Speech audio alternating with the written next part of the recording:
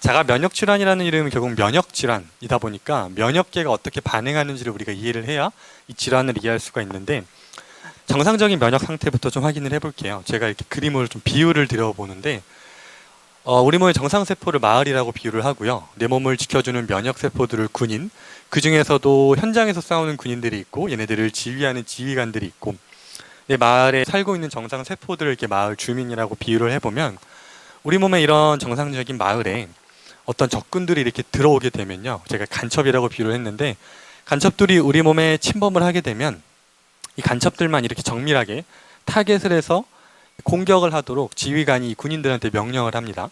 지금 마을에 이런 간첩들이 숨어 들어왔으니까 이 간첩들을 잘 정밀하게 타격해라 라는 명령을 지휘관이 보내게 되는데, 우리 몸의 정상적인 면역 상태에서는 이렇게 명확하게 적군만 딱 타겟을 해서 공격하도록 되어 있어요.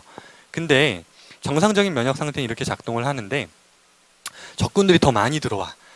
이 군인은 3명인데 적군들이 한 6명까지 2배 이상 들어오다 보면 이 군인들과 지휘관들이 좀 놀랍니다. 당황해요. 내가 감당할 수 있는 범위가 아닌데? 도둑이 너무 많은데? 이런 신호를 받게 되면 일단은 싸우긴 싸워야 되니까 적군의 타겟을 잡아서 공격을 하기는 하는데, 이들이 좀 당황하다 보니까 좀 과도하게 공격을 하게 돼요. 그러다 보니까 이 과도하게 공격하는 과정에서 적군을 타겟을 하긴 했지만 그 사이사이에 있는 이 마을 주민들까지한테도 일부 피해가 가는 상황이 발생을 하는 거죠. 이걸 이제 면역 항진 질환이라고 하는데, 이때 나타나는 질환들이 대표적으로 알러지 질환, 우리가 아토피다, 비염이다, 천식이다 하는 질환들은 정상세포를 공격하려는 목표가 아니었는데 침범한 적군들을 공격하는 과정에서 정상세포들, 즉 마을 주민들도 공격하는 일이 발생할 수 있는 게 이 면역 항진 질환인 거죠. 근데 이게 더 지나서 이렇게 해서 적군이 많이 들어와서 내 몸이 면역 항진 반응을 나타냈을 때 내가 그 소리를 잘 들어주고 피드백을 해주면 되는데, 이걸 무시하고 더 많은 적군들을 내 몸에 또 들여보내는 상황이 발생합니다. 그렇게 되면 내 몸은 어떤 식으로 반응을 하냐면, 이 적군들을 싸우긴 싸워야 되는데 애들이 너무 많아. 그러니까 군인들이 이제 지쳤어. 이거 어떻게 다 싸우지? 에라 모르겠다. 포기해버리자. 싸우기가 힘드네. 내가 아무리 난리치고 애를 써봤자 적군들이 계속 들어오네 라고 생각하니까 면역세포들이 일시적으로 다운되는 상태가 나타나요. 이거를 면역 저하 단계라고 하고, 이때 나타나는 질환들이 바이러스 감염, 만성 감염, 또는 가장 극단적으로 나타나는 경우가 암이라고 말씀을 드렸죠. 그러면 이렇게 해서 끝나면 좋은데, 우리가 멍청하게 몸이 이렇게까지 신호를 주고 이제 포기한 단계까지 이르렀는데도 불구하고 그 소리를 안 들어주고 또 반응을 더 합니다. 즉, 더 많은 적군들을 또 유입시켜요. 그럼 이때는 이 면역세포들이 어떻게 반응하냐면 미쳐버립니다. 아이고, 뭐 이건 내가 감당할 수 있는 범위를 벗어났고, 도둑놈들이 아주 여기 사방천지야. 간첩 적군들이 사방천지에 있다 보니까 원래대로라면 이 지휘관의 정확한 명령에 따라서 적군만 쏙쏙 골라서 타겟해서 공격해야 되는데, 그럴 여력도 없고 그럴 시간도 없고 그럴 마음에 아무런 준비가 안 돼 있어. 그러다 보니까 애들이 미쳐서 아주 막 폭탄을 여기저기 날려대기 시작합니다. 이 폭탄이 여기저기 날아가다 보니까 간첩들도 잘 죽이지만 그 사이에 정상세포들도 다 죽이고, 심각한 경우에는 간첩들은 공격을 못하면서 오히려 정상세포만 파괴하는 단계까지, 이런 단계에 이르는 것을 우리는 면역교란이라고 하고, 이 면역교란 상태가 바로 자가면역 질환이에요. 근데 이것만 보면은 이렇게 다 자가면역이 쉽게 걸릴 것 같은데, 사실 그렇지 않은 게, 이 뒷단을 보면 우리 몸에는 이 미숙한 군인들, 방금 너무 많은 적군들의 압도당해서 정신 나간 군인들이 있으면 얘네들을 가만 놔두지 않아요.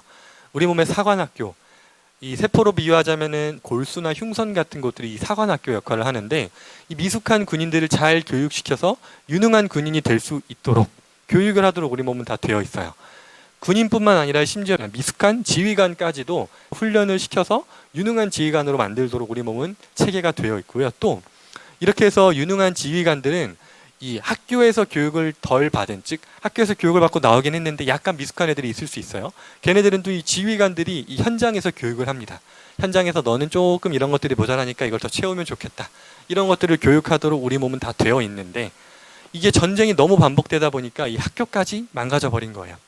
사관학교도 망가지다 보니까 이 훈련 체계까지 다 교란이 돼서 이 미숙한 군인들을 성숙한 군인들로 만들 수 있는 기능이 없어져서 미숙한 군인들이 숫자만 많이 막 현장으로 투입되는 상황, 미숙한 보충병들이 막 현장으로 투입되고, 지휘관들도 미숙한 지휘관들이 막 현장으로 투입되다 보니까 심각한 상황은 지휘관도 미숙하니까 이 군인들도 교육을 못해.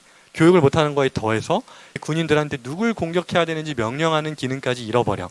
이게 가장 극단적으로 가야 되면 미숙한 지휘관들이 이제는 본인의 본연의 역할을 잃어버리고, 즉 본연의 역할이라 하면 얘네들은 전쟁에 뛰어드는 게 아니라 이 군인들한테 너는 여길 가서 공격하고 넌 여길 가서 방어하고 이걸 지시해야 되는데, 그 역할이 아니라 이 지휘관들까지도 현장에 뛰어들어 버리는, 전쟁에 본인이 직접 투입되어 버리는 상황이 발생하는 것, 이걸 면역 교란 상태, 이걸 자가 면역이라고 해요.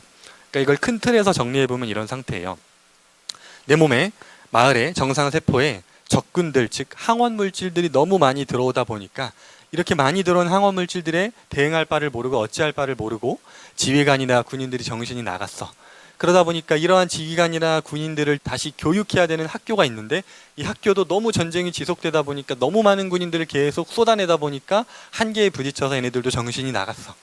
그러니까 교육 체계가 망가지고 이 보충병들은 미숙하고, 심지어 지시를 해야 될 지휘관들이 막 현장에 뛰어들어서 막 싸우고 있는 아주 아수라장인 상태, 엉망진창인 이 상태를 우리는 면역교란, 이 상태를 자가면역 질환이라고 하는 거예요.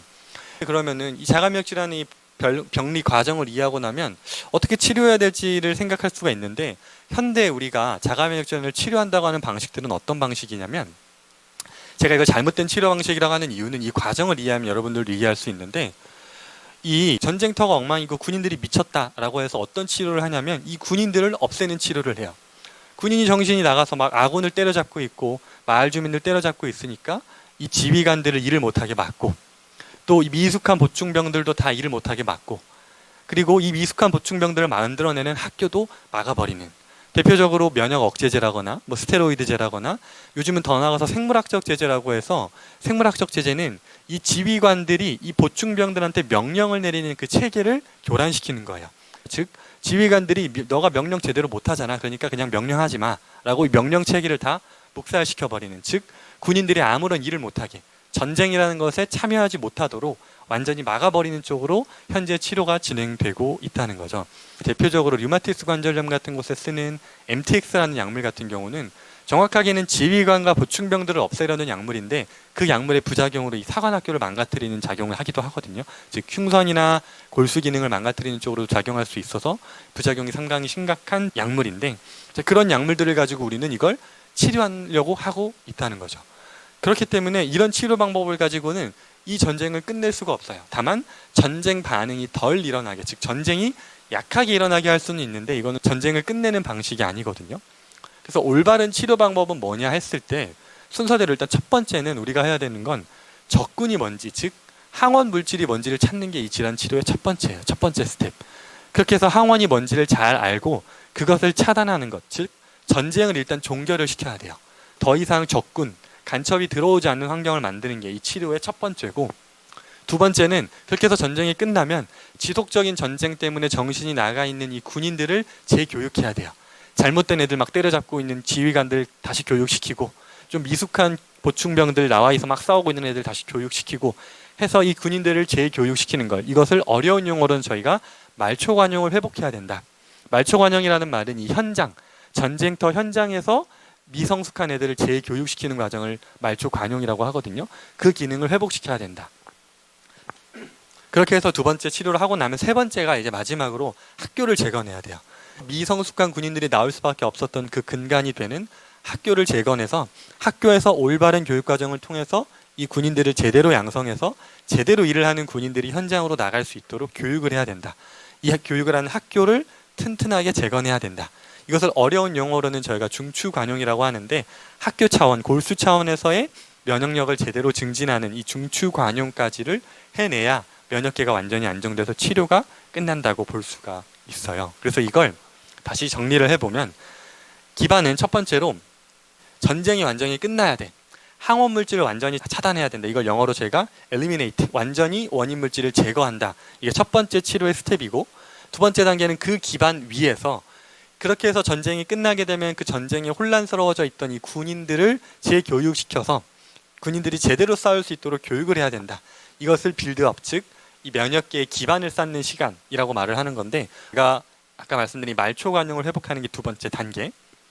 그리고 세 번째 단계는 이 기반 위에서, 이 두 번째 단계 기반 위에서 세 번째가 골수 기능을 회복하는 건데, 학교를 재건해서 제대로 된 군인들을 잘 양성해내서 걔네들이 혼란스럽지 않게 자기 일을 잘할 수 있는 정규 교육 과정을 탄탄하게 쌓는 것.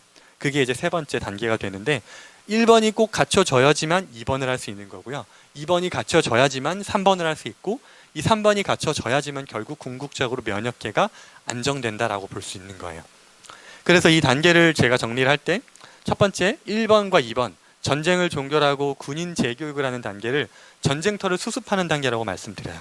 전쟁터가 막 혼란하니까 전쟁을 끝내고 그 혼란한 전쟁으로 인해서 미쳐 있었던 군인들을 재교육하는 이 두 단계를 합쳐서 전쟁터를 수습하는 단계라고 이야기를 하는데 이 단계가 총 3개월 정도가 소요가 돼요. 그렇게 돼서 전쟁터가 수습되고 나면 그 다음에 이제 할 일은 인프라를 재건해야죠. 전쟁으로 해서 황폐화된 학교를 다시 만들고 보육원도 다시 만들고 내 몸의 인프라들을 재건하는 기간이 3개월. 그렇게 해서 총 우리가 치료 기간을 6개월로 잡는 거고요. 근데 이 질환 치료가 왜 어렵냐면 자, 이 부분 2번이랑 3번 군인을 재교육하고 학교를 재건하는 부분은 제가 도와드릴 수 있어요.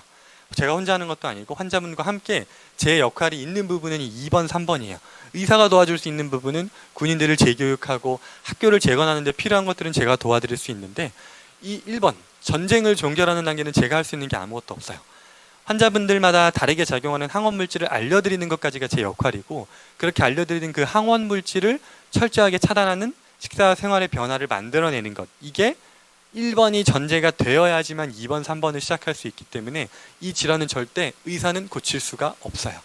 환자가 바뀌지 않으면 환자가 바뀐 기반 위에서 의사와 환자가 함께 힘을 합쳐서야지만 이 질환을 끝낼 수 있는 이유가 여기 있거든요. 그래서 이 3단계를 이해하시면 제가 할 역할들과 환자분들이 할 역할이 다르기 때문에 그것을 저희가 잘 구분해서 환자분들께 정확하게 인지를 시켜드리고 치료를 시작해야지만 이 자가면역 질환을 완전히 끝낼 수 있다. 이렇게 이해하시면 좋을 것 같아요. 사실 더 중요한 건 그래서 결국 앞에 있는 거죠. 첫 번째, 이 전쟁을 완전히 끝내는 단계는 온전히 환자분의 몫이기 때문에 그 부분을 해주시겠다고 다짐하는 분들만 저희가 치료를 시작하는 거고 그런 분들만 이 치료를 온전히 끝낼 수 있습니다.